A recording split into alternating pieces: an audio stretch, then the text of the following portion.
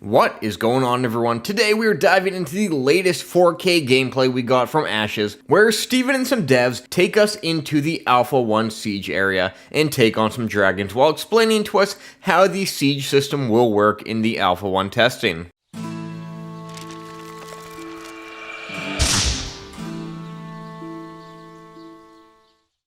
In Alpha 1, the siege system might work a bit different than as you'd expect in the final game. The coding for this has been taken straight out of the Ashes of Creation Apocalypse engine, ready for Alpha 1 testers to give their feedback on. In Alpha 1, players will be able to join guilds, and these guilds will be able to register for siege events. When this happens, they will be placed in a queue for a 3-hour-long event, where 100 players will go up against another 100 players to attack or defend the castle. And if you think a 200-player war is epic, well, Intrepid is working to push that even further by launch, as sieges are expected to be up to 500 v 500.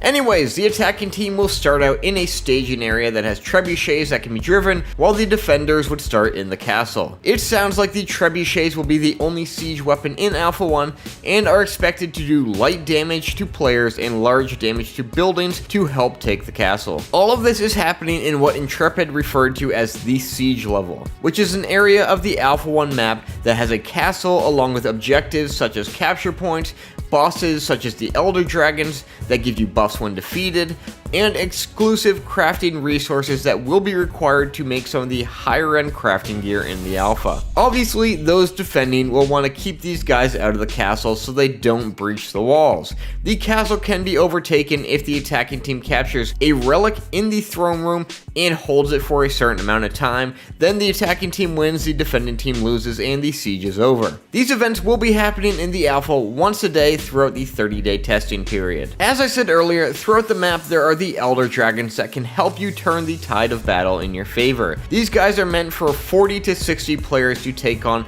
out of the 100 that would be in your raid party. In the case of the Alpha 1 Siege map, there are 3 different dragons to fight. The Elder Dragon of the Woods, which specializes in poison, using area denial to make you watch your step as he causes poison to build up on the ground. He also has a ground slam type ability that does more damage the further out it goes, so the outer range is going to hurt a lot more than the inner range, so people want to stay close to him in that.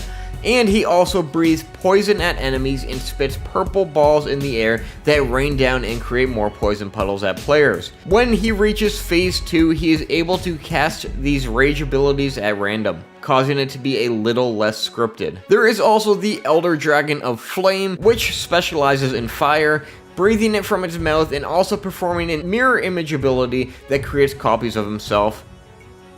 And lastly, there is the Elder Dragon of Tundra, which, as you'd expect, has frost abilities. This guy can freeze you in place, shoot out ice at the party, create icicles that trap you in them if you walk through, and breathe ice out of his mouth instead of fire. The siege system set up for Alpha 1, although far from fully implemented, sounds like it'll be a really fun time, but for those who tune in to watch this or are playing it, keep in mind that this is, again, far from how it will actually play out in the final game, and is built for Alpha 1 to give you a small idea of how it works and to get as much feedback as possible from the testers. What is your thought on the Alpha 1 Siege system? Let me know in the comments down below, and if you have yet to make an Ashes account, feel free to use my referral link in the description below. Otherwise, be sure to click that subscribe button, hit that thumbs up, turn on the bell for notifications, and stay tuned for a lot more to come.